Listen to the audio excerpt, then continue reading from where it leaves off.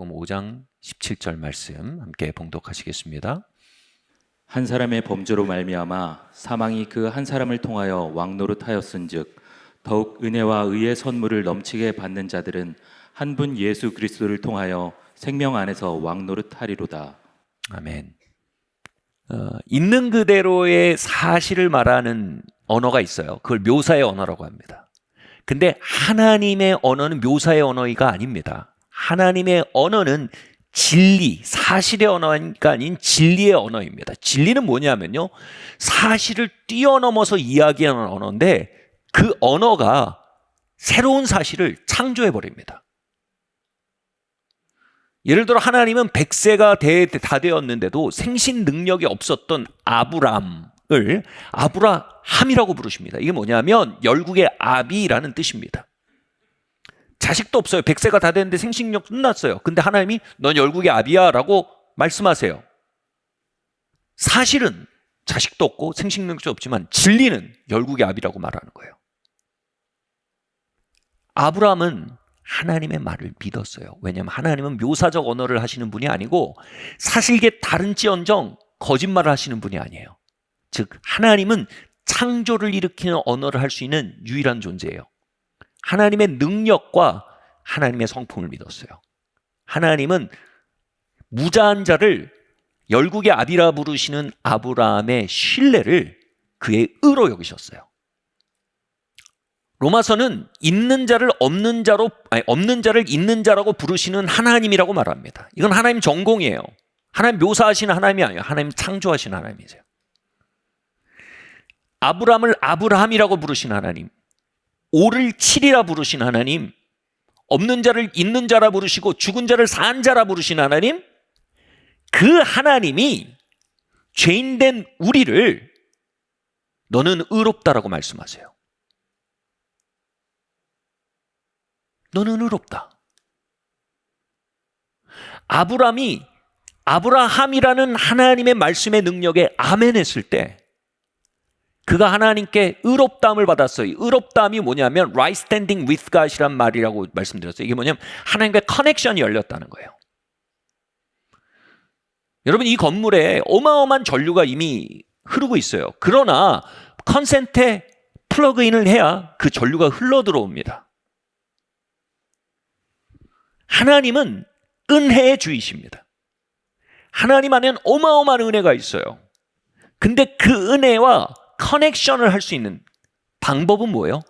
그분의 창조적 언어, 그분의 창조하는 언어, 사실에 머무는 언어가 아니고 새로운 진리를 말씀하심으로 창조하는 능력을 가진 그 언어에 대해서 아멘이라고 말할 때 우리는 그 안에 있는 은혜와 접속이 됩니다. 그래서 그 은혜가 우리 안으로 흘러 들어가요. 마치 아브라함에게 그것이 흘러 들어가서 그로 하여금 자녀를 생산할 수 있는 상태로 끌어올려 주었던 것처럼요. 은혜라는 말에 대해 다양한 설명이 있지만 한 신학자는 이렇게 말합니다. Power to become. 그렇게 되게 하는 능력이에요. 뭐가 되게 하는 거예요? 5인데 7이라고 말씀하셨는데 아멘 하면 뭐예요? 5을 7이 되게 하는 power to become이 그 믿음을 통해 들어간다는 거예요. 아브라함을 아브라함이라고 부를 때 아멘 할 때 그 되게 하는 능력이 아브라함의 몸에 임한다는 거예요. 바울은 이렇게 말했어요. 나의 나 된 것은 오로지 주의 은혜라. 주님의 power to become이 나를 빚어왔다.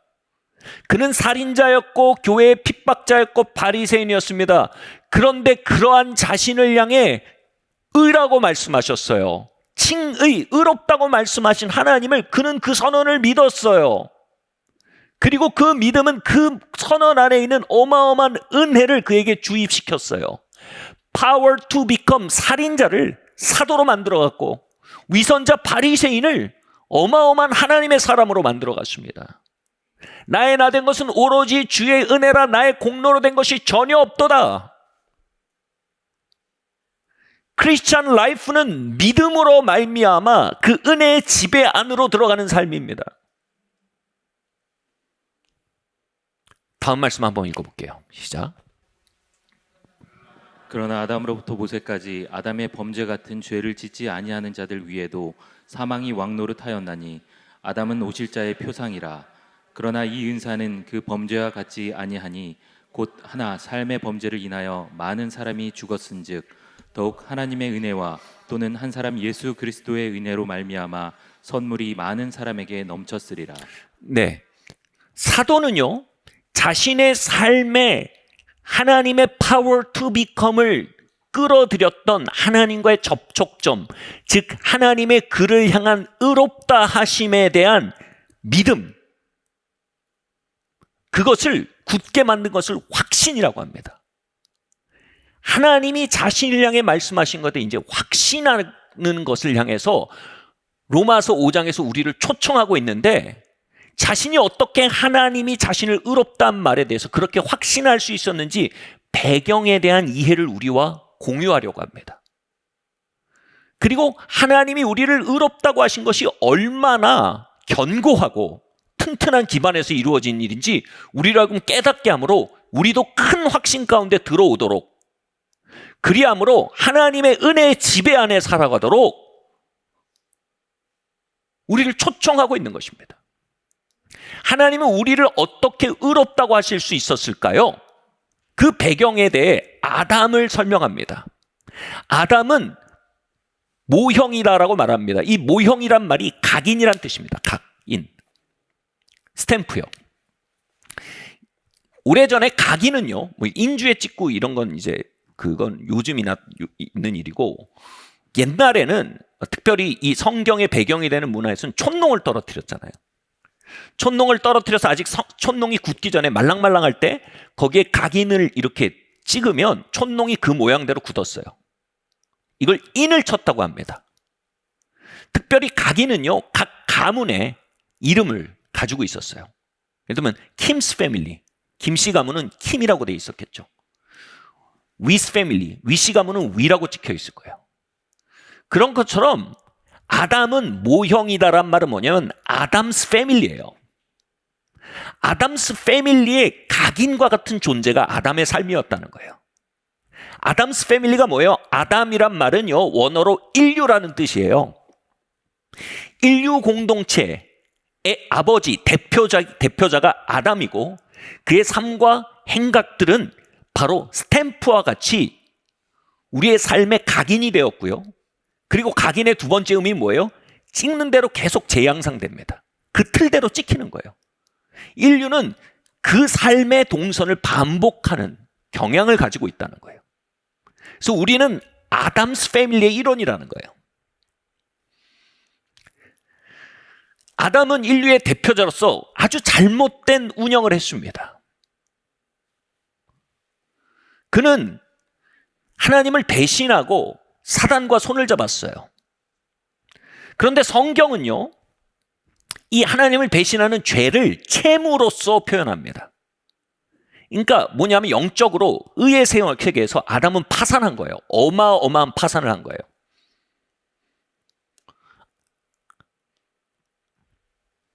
그리고 우리는 아담스 패밀리의 일원으로 그 파산한 가문의 일원으로 태어났다는 거예요.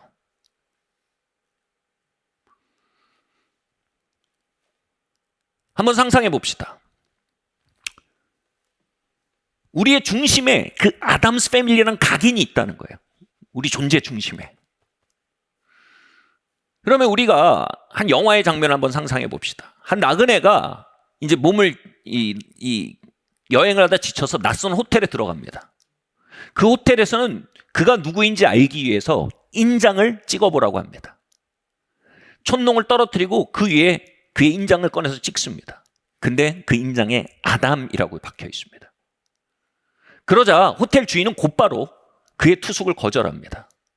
왜냐하면 아담스 가문의 신용은 이미 박살나 있었습니다. 그와 거래를 했다간 본전도 못 찾을 게 분명하기 때문입니다. 그뿐 아니라 이 호텔 주인은요, 수색대에 전화를 합니다. 연락을 합니다. 그리고 수색대가 출동해서 그를 잡아갑니다. 이게 죄를 채무로서 이해하는 성경의 관점으로 볼 때 그 죄에 대한 값은 변제되어야만 합니다. 그래서 죄값을 치르도록 잡혀가는 겁니다. 우리는 아담스 패밀리의 일원으로서 아담의 인장을 우리의 중심에 가지고 태어났다. 그와 같은 하나님에 대한 배신을 반복하고 또 아담스 패밀리의 파산을 유업으로 받은 자다라는 얘기입니다. 이걸 우리가 죄인으로 태어났다라고 얘기합니다. 이걸 신학적으로 표현하면 조금 와닿지 않지만 이걸 좀 더 내면적으로 표현한 구절이 있어요. 우리 아담스 패밀리의 아버지인 아담이 하나님을 배신하고 사단과 손을 잡았을 때 이렇게 말했어요. 내가 벗었으므로 부끄러워 두려워 숨었나이다. 우리 같이 한번 말할까요? 내가 벗었으므로 부끄러워 두려워 숨었나이다. 이건 우리가 가지고 있는 깊은 곳에 있는 근본적인 수치를 보여줍니다. 우리는 직감적으로 압니다. 내가 무언가 잘못됐다는 걸요. 아담의 인이, 원죄의 인이 우리 안에 있다는 거 알아요. 그 직감은요, 우리 안에 존재적 수치를 양산합니다. 그걸 감춰야 된다는 거 압니다. 아담의 인을 드러내고 찍었다가는 호텔에서 겪은 일이 반복될 거란 거 압니다. 그래서 수치 가운데서 자신을 감추고 있는 그대로 내가 드러났을 때 거절받고 처벌받고 모욕을 당할 거라시라는 것을 직감적으로 압니다. 그걸 두려움이라고 합니다. 그래서 그것을 감추기 위해서 우리의 행동과 언행을 굉장히 컨트롤합니다. 이게 조종이에요. 우리가 우리 안에 있는 아담의 각인을 뭔가 난 잘못됐어라는 그 직감적인 죄에 대한 인식, 죄의식을요, 수치를요, 잘 감추어내면, 성공적으로 감추어낸 사람들은 바리새인과 서기관이 됩니다. 외식에 성공한 겁니다. 예수님이 그들이 성공적으로 그 중심에 있는 일을 감춰냈을 때, 야, 그거 그렇게 완벽하게 감춰내고 수고했다 그러지 않으셨어요? 회칠한 무덤이다 그러셨어요. 중심에는 죽음이 있는데 겉은 그럴싸하게 완벽하게 막아냈다는 거예요. 그걸 성공적으로 막아내는데 실패한 사람들은 세리와 창녀가 되는 거예요. 그래서 비난과 본보기가 되는 겁니다. 모욕당하고 거절당하는 겁니다. 이 아담의 인을 중심에 가지고 있는 우리 인류에게, 우리 각자에게 사단은 마치 냄새를 맡고 달려드는 개처럼 쫓아다니며 이 수치, 두려움, 조종이라는 이 견고한 진을 계속 우리의 삶에 지어 올립니다. 저와 여러분 안에는 아담스 패밀리의 흔적이 있습니다. 세리가 살고 있습니다. 창녀가 살고 있습니다. 목사님 아니에요라고 말씀하시면 너무 회치를 잘하셔서 스스로로부터도 그걸 막아낸, 성공인지 실패인지 그걸 해내신 거예요. 아담의 유니버스의 일원으로 살아왔다는 거예요. 원죄를 가지고 수치, 두려움, 조종에 견고한 진 안에 살아왔다는 거예요. 그리고 그 아담의 가문은요, 워낙 아담이 크게 해 드셔서 그 파산이 유전돼요. 그래서 뭐예요? 그 가문에는 사망이 왕노릇합니다. 그 인을 찍는 곳마다 추심이 따라붙습니다.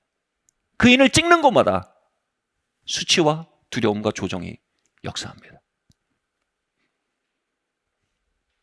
죄악의 역사가 지배합니다. 우리가 이 아담 패밀리의 일원이었다라는 절망적인 이야기를 하는 이유가 있어요. 바울이요. 그건 우리를 한숨 쉬게 하기 위해서가 아니라 이 한 단어를 끌고 오기 위해서요. 같이 한번 얘기해 볼까요? 그러나.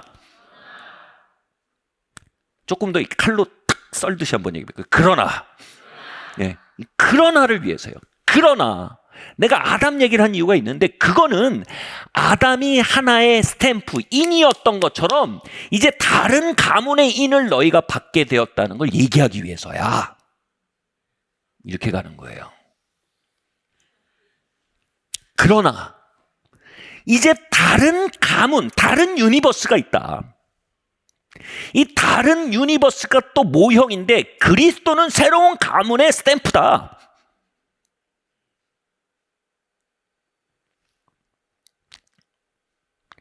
이 가문에 속한다면 우리가 아담의 가문에 속함으로 채무를 물려받는 것보다 이 가문에 속할 때 우리는 그와 같은 방식으로 어마어마한 선물을 물려받게 된다.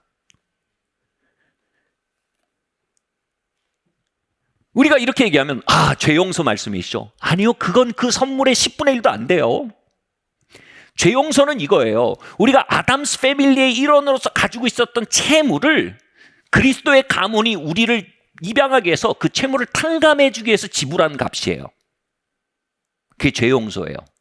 진짜 여기서 말하는 핵심은 뭐예요?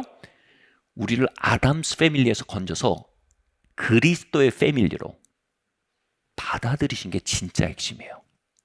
뭐예요? 그리스도의 패밀리의 자산에 참여하게 하신 거예요.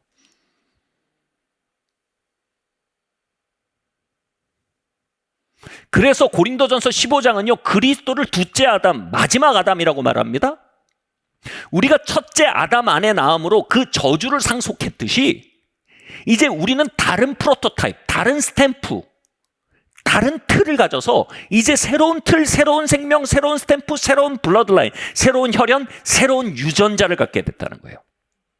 둘째 아담의 일원, 그리스도의 계보로 태어났다는 거예요. 다시. 그걸 우리가 거듭남 중생이라고 그래요. 예수님은 죽음으로 우리를 아담의 가족의 일원으로서 아담스 패밀리의 그 역기능적인 그 혈연으로부터 우리를 사셨어요. 그리고 예수님은 부활하심으로 우리의 죽은 영을 그리스도의 가족의 일원으로 중생하게 하셨어요. 거듭나게 하셨어요. 그래서 우리는 이제 in Christ, 아담 안에가 아니라 그리스도 안에 있게 되었어요. 이게 아담의 모델과 그리스도의 모델이 일치하기 때문에 아담을 먼저 설명한 거예요. 그런데 여기서 사도는요, 아담과 그리스도의 모양을 설명하면서도 아담과 그리스도의 차별성을 얘기하는 게 이거예요. 근데 아담의 채무의 스케일, 채무가 너에게 했던 스케일과 그리스도의 자산이 너에게 할 스케일이 전혀 다르다. 아담과 그리스도는 전혀 다른 스케일이다라는 얘기를 또 짚고 넘어가요. 아담의 채무가 우리에게 역사한 방법으로 그리스도의 선물이 우리에게 역사하는데 다른 점이 있어. 체급이 달라, 이 얘기입니다. 예를 들겠습니다. 아담의 실패로 인해 아담의 가문이 대물림하고 있는 죄와 저주와 사망의 채무가 2천억 정도라고 해봅시다. 여러분, 2천억이란 채무 절망적이죠. 제가 이렇게 계산해 봤어요. 가족 중에 70, 80명 정도가 연 1억 연봉을 받고 있어요. 대단히 유능한 거죠. 한 80명이 쓰지도 먹지도 않고 졸지도 주무시지도 않고 세금도 안 내고 모아서 80억을 모아야 아담스 패밀리의 연 이자를 낼 수 있어요. 4% 이자요.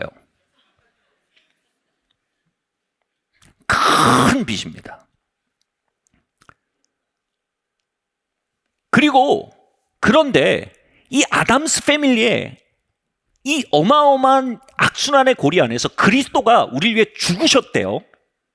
그 속전으로 내셨대요. 그래서 우리 아담스 패밀리의 그 악순환의 고리에서 끌어집어 내셨어요. 아멘? 근데 5장에서 말하는 이거는요, 5장에서 말하는 스토리에서 이거는요, 이건 10분의 1도 안 되는 거예요. 여기서 이제 나오는 얘기가 이겁니다. 그리스도께서 우리를 꺼내셨을 뿐 아니라 그리스도가 부활하심으로 우리로 하여금 의롭다함을 받게 하셨어요. 의는 뭐냐 하면 그리스도의 가문의 유산이에요. 우리는 은행에서 빚을 내지 않으므로 빚을 상속했어요. 아담의 가문이 일원이 되므로. 우리는 직장 가서 을을 벌어들이지 않으므로 을을 상속했어요. 그리스도의 가문의 일원이 되므로. 근데 그 스케일에 대해서 이렇게 설명할게요. 아까 2천억이라고 말했잖아요. 그런데 아담이 가진 빚의 규모보다 그리스도가 가진 의의 규모가 어마어마하다. 이 얘기를 사도가 하는 거예요. 이렇게 설명해 볼게요. 그 최고의 부자 가문을 로스차일드 가문이라고 하죠. 한 200~300년만 전만 해도 이 가문이 그렇지 않은데 이 마이어 암셀 로스차일드 공이라는 분이 투자를 엄청 잘하셨어요. 그래서 어마어마한 자산을 일으켰어요.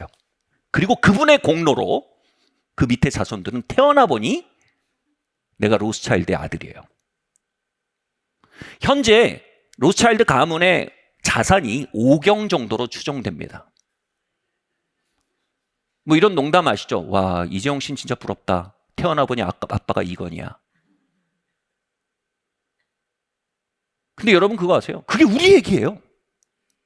우리가 거듭나 보니 우리 아빠가 하나님이에요. 자, 로스차일드의 일원으로 태어난 것은 5경의 자산을 깔고 태어난 거예요.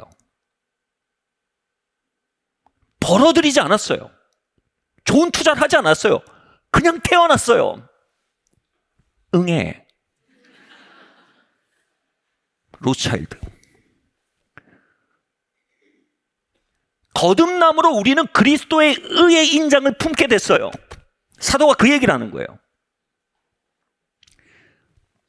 즉 2천억의 빚더미의 가정에서 꺼냄받아서 5경의 자산의 가문으로 편입된 거예요.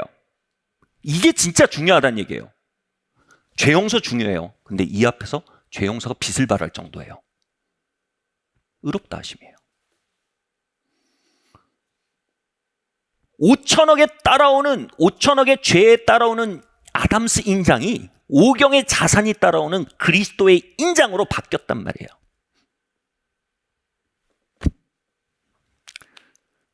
다음 말씀 한번 볼게요. 죄가 더한 곳에 은혜가 더욱 넘쳤나니 이는 죄가 사망 안에서 왕노릇한 것 같이 은혜도 또한 의로 말미암아 왕노릇하여. 여기서 죄가 더한 곳에 은혜가 넘쳤다란 말이 정확히 그거예요. 아담의 인장으로 수치와 두려움과 조종의 압력이 눌러대던 그곳, 죄와 저주와 사망의 유산이 따라다니던 바로 그곳에 뭐라고요? 은혜가 power to become, 그리스도의 의로 말미암는 유산이 쏟아져 들어온다는 거예요. 여기서 영어 성경에서 abound, 넘친다라는 표현을 썼는데 헬라어로 보면 이 abound가 아니에요. super abound예요. 슈퍼로 넘친다는 거예요. 그냥 넘치는 게 아니에요. 여러분, 저는 그냥 맨이에요. 근데 슈퍼맨이 있어요. 그 차이 아시겠어요? 여러분, 동네의 작은 구멍가게 그냥 가게예요. 마트예요. 수천억, 수조를 들여서 만든 이마트라는 거대한 체인, 슈퍼마켓이에요. 아담이 우리의 삶에 유전한 흔적은 2천억이에요. 그리스도가 그분의 순종으로 우리에게 상속한 유산은 55경이에요. 슈퍼 어바운드예요. 자, 조금 더 끌고 나가 볼게요. 이게 여러분 잘 듣고 계시면 내가 뭔 소리를 듣고 있는 거야? 진짜 잘 듣고 있는 거예요.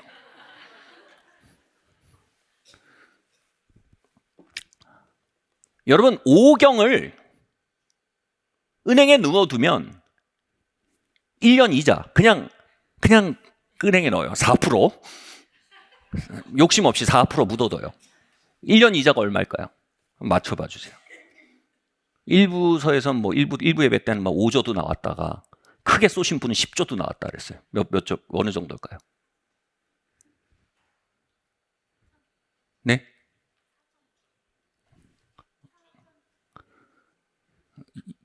좀 누군가 지금 일부 예배를 들으신 분 계세요. 1년 이자가 2,000조예요.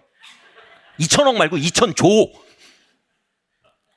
사업하지 않고 투자하지 않고 놀아요. 계속 텔레비 보고 은행에 넣어놓고. 그럼 1년에 2,000조가 이자로 나와요. 리스크 없이요.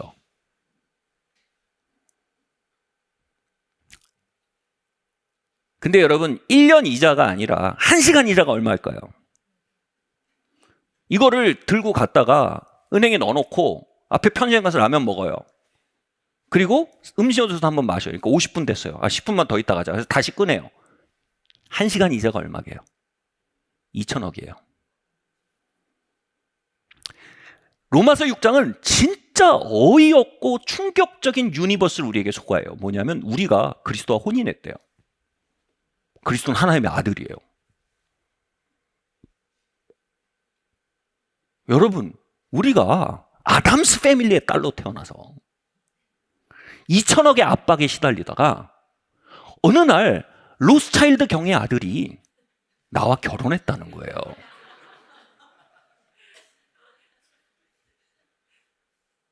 그러니까 이게 믿음이 성령의 역사가 아니면 가질 수가 없는 거예요. 그래서 이 아들이 뭐예요? 아빠한테 간 거예요. 아빠, 내 사랑하는 여인이 2천억의 채무로 인해서 사는 게 사는 것 같지 않고 살고 있다고. 그러니까 아빠가 하는 거예요. 그래, 그거 우리 1시간 이자잖아. 이걸 뭐예요? 그레이스라 그래요. 슈퍼 그레이스예요. 우리는 미세스 로스차일드가 됐다라고 말하면 우리한테 모욕이에요. 왠지 아세요? 우리는 하나님의 자녀가 되었어요. 우린 그리스도의 신부가 되었어요. In Christ. In 로스차일드가 아니고 In Christ. 우린 그리스도 안으로 옮겨졌어요. 믿음으로요. 근데 사도는 이 믿음이 확신이 되길 바래요. 왜냐하면 이게 확신으로 넘어가야 은혜의 지배를 제대로 경험하거든요. 어떤 은혜요? Super abound. Super abound. Man, 슈퍼맨. 마켓, 슈퍼마켓. 그레이스, super abound grace. 그래서 말하고 싶은 게 뭐예요? 지금 사도가 얘기해요. 우리는 아담의 죄와 그로 인한 흔적과 그 스탬프의 역사에 대해서 눈을 들어서 2천억 커 알아. 그 진짜 숨막힌 얘기 알아. 그 나이는 고통과 상처 알아. 정말 어려운 얘기야. 내가 그거 짊어지고 죽었어. 내가 그거 알아. 근데 제발 이제 아담스 패밀리의 역사에 대해서 그만 얘기하자. 눈을 들어서 그리스도 안에서의 이야기에 대해서 한번 해보자. 이걸 뭐라고 해요? 확신이라 그러는 거예요. 이제 눈을 들어서 이놈의 지긋지긋한 아담스 히스토리가 우리의 삶의 한 일이 아니라 그리스도께서 우리를 위해 이루신 일, 설사 그것이 우리의 사실과 멀어 보일지라도 5를 7이라 말하면 7로 만드시는 하나님의 진리임을 믿고 없는 자를 있는 자로 부르시는 분 하나님의 권위를 믿고 아담스 패밀리를 그리스도 안에서 그리스도의 패밀리로 부르신 그분의 신실하심을 믿고 이제 눈을 들어서 그리스도께서 우리 위해 하신 일을 좀 보자. 마틴 로이드 존스 박사가 이 부분에 대해서 이렇게 이야기해요. 이 전환에 대해서 이렇게 얘기해요. 그 차이는 음악이다. 이게 뭔 얘기를 하는 거냐면요. 우리는 루터 이전의 교회의 음악이 단조의 우울한 음악이면 안다. 루터 이전에 루터는 뭐예요? 믿음으로 의롭게 됐다란 진리를 교회 안에 완전히 드러내 선포한 사람이에요. 그 이전에 교회 음악이 단조이고 우울했다는 거예요. 한번 상상해 보세요. 우울한 단조의 음악이 울려 퍼지고요. 하고 수사들은 모자를 쓰고요. 고개를 숙이고 조심스럽게 걸어서 들어옵니다. 그러나 루터의 믿음으로 의롭게 됨을 발견한 이후 음악은 환희와 승리로 차오르기 시작했다. 루터 이전의 음악이 아름다움도 있었고 부분적인 진리도 가지고 있었음이 사실이다. 그러나 그 음악들은 균형들을 잃고 있다. 더 나아가 그 음악은 이교도적이다.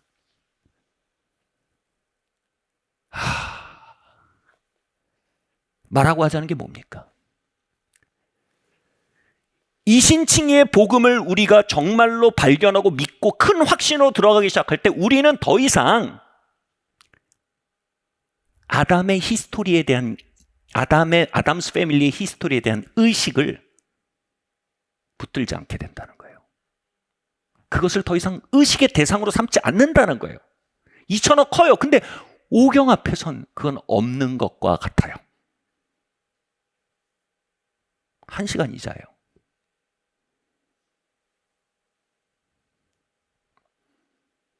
이걸 이렇게 한 잔어 들이면 이렇게 되는 거예요. 더 이상 우리는 죄의식에 머물 수 없다는 거예요.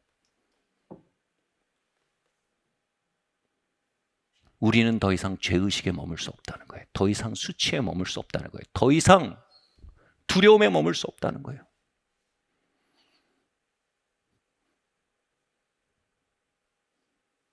즉 아담이 저지른 일과 그 결과에 대한 인식에 머무는 것은 복음 안의 균형을 잃은 것이며 더 나아가 뭐라고요?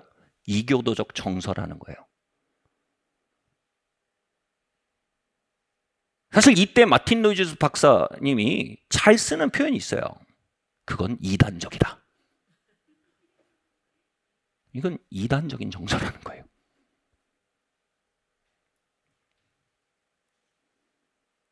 우리는 눈을 들어 그리스도께서 우리를 위해 이루신 그 어마어마한 일을 보아야 해요. 설사 그것이 우리의 사실과 다를지라도 그것을 진리로서 올려다봐야 한다는 거예요. 죄의식이 아닌 의식을 가지기 시작해야 된다는 거예요. 아담스 패밀리에 대한 인식이 아닌 in Christ의 의식을 갖기 시작해야 된다는 거예요. 그건 우리의 노래를 바꿀 거라는 거예요. 우리의 기조를 바꿀 거라는 거예요. 우리의 톤 앤 매너를 바꿀 거라는 거예요.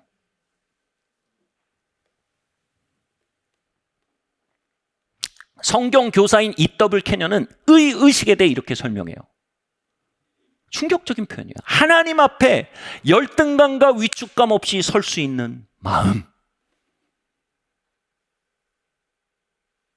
히브리서 기자는 이걸 담대함이라고 말해요. 담대함은 뻔뻔함이 아니에요.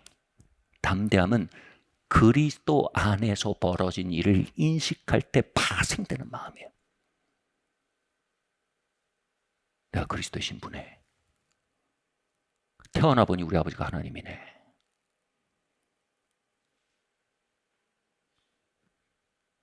그리스도 예수 안에 있으면 누구든지 새로운 피조물이라. 이전 것은 지났으니 보라! 새 것이 되었노라.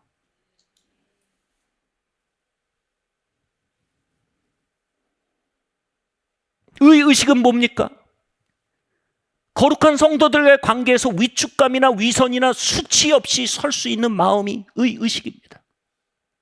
나는 거절받을 거야, 비판받을 것이라는 두려움이 아닌 우리는 결과적으로 결국 우리는 한 영, 한 그리스도, 한 성령으로부터 났으며 우리는 결국 다르지 않음을 알게 될 것이며 결국 우리는 서로를 이해하고 용서하고 서로를 지지하게 될 거라는 기대를 품게 되는 거예요. 그걸 신뢰라고 하는 거예요.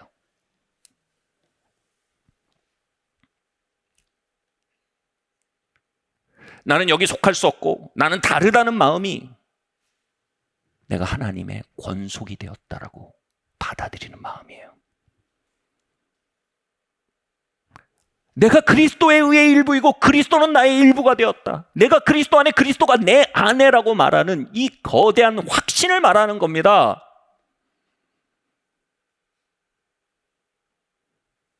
이 안에 누추하고 유행이 지나버린 예독 같은 죄의식의 겉옷을 분리수거하는 역사가 임하길 바랍니다.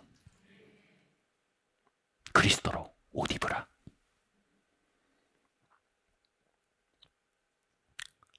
그렇습니다. 여전히 우리는 죄의 오염을 가지고 있습니다. 여전히 죄의 지배가 나를 유혹합니다. 이건 사실의 세계입니다. 그러나 우리는 사실의 세계가 아닌 진리의 세계를 봐야 합니다. 사실의 세계는 과거의 결과입니다. 그러나 진리는 나의 새로운 내일에 대한 원인이 될 것입니다.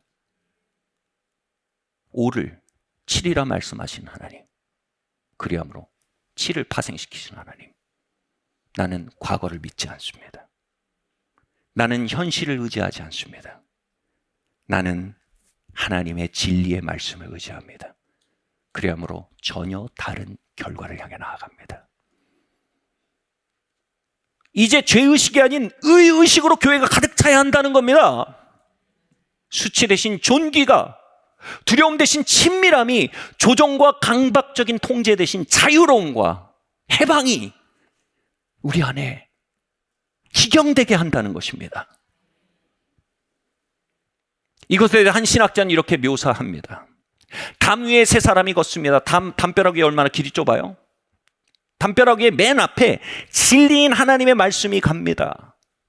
그 다음에는 우리의 믿음이 따라갑니다. 근데 그 뒤에는 우리의 사실의 세계가 따라옵니다.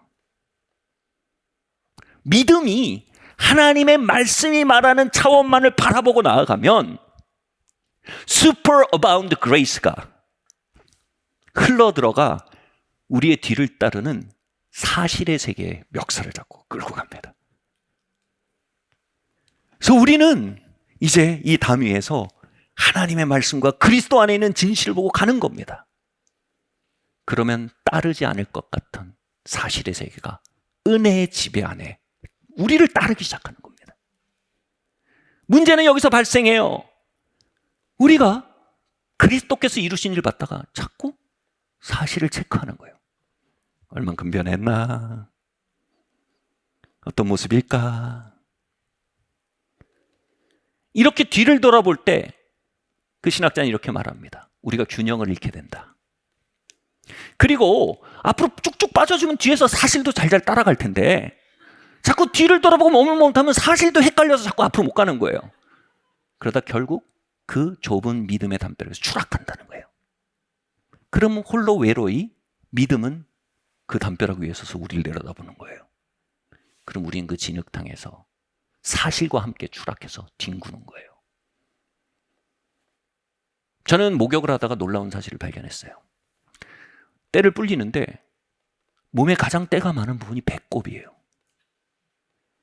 배꼽에 때를 미는데 안 끝나는 거예요. 샘솟아요, 때가. 파도 계속 나와요. 결코 온전해질 수 없어요.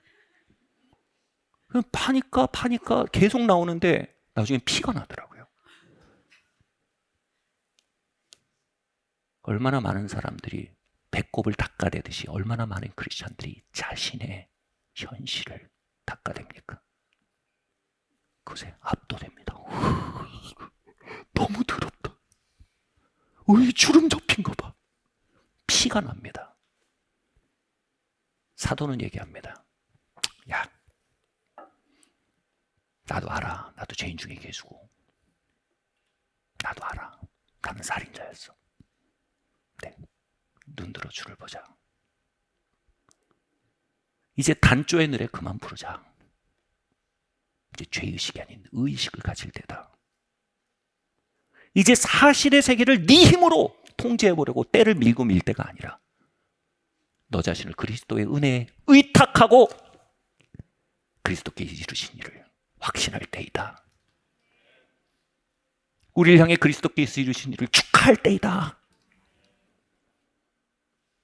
떨어졌던 담 위로 돌아갈 때이다.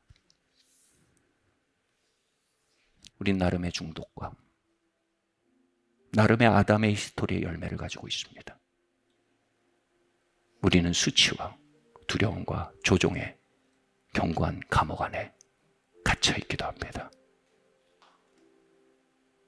그러나 이 시간 그리스도 안에 있는 그 놀라운 진실의 세계, 5을 7이라 부르실 때 그것을 7이라 만드시는 하나님의 말씀에 우리는 마음을 모두어 응답하려 합니다. 예, 주님. 이제 당신이 나를 위해 이루신 일을 확신하기 원합니다. 주여 믿나이다. 나의 믿음 없는 것을 도와주십시오. I belong to Jesus. 난 이제 아담에 속하지 않았습니다. 나는 그리스도께 속했습니다.